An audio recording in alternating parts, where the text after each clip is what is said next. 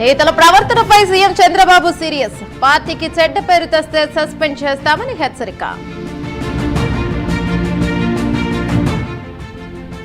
విశాఖ ఉక్కు కర్మాగారాన్ని కుమారస్వామి కాపాడారు. కుమారస్వామికి అండగా ఉండాలన్న మంత్రి లోకేష్.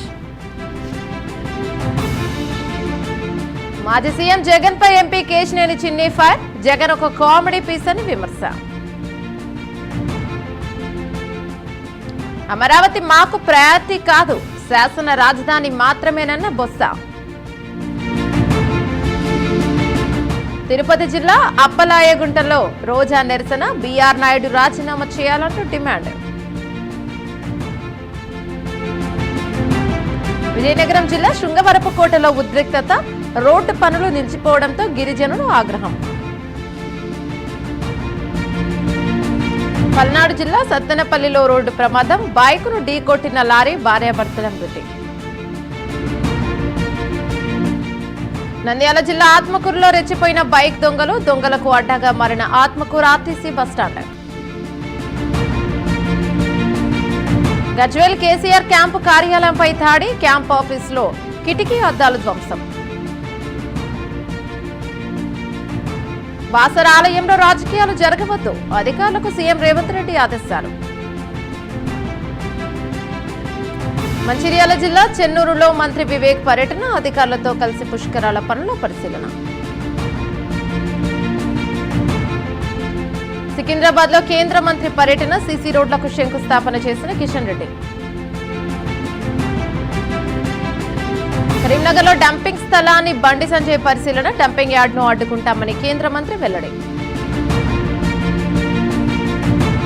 సీఎం రేవంత్ రెడ్డిపై ఎంపీ ఈటెల విమర్శలు. ఎన్నికల కోసం నిధులు తరలిస్తున్నారని ఆరోపణ. కాంగ్రెస్ ప్రభుత్వంపై ఎంపీ వద్దిరాజు రవిచంద్ర ఫైర్. యువతను పట్టించుకోవడం లేదని విమర్శలు.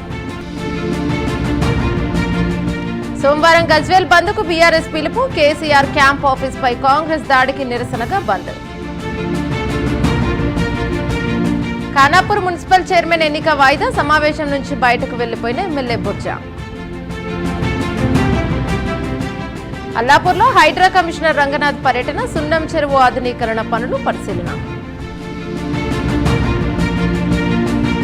యాదాద్రి భువనగిరి జిల్లా 5 దొనల తండాలో అవస్థలు. వాహనాలు లేకపోవడంతో మృతదేహాన్ని మోసుకెళ్లిన గిరిజనులు.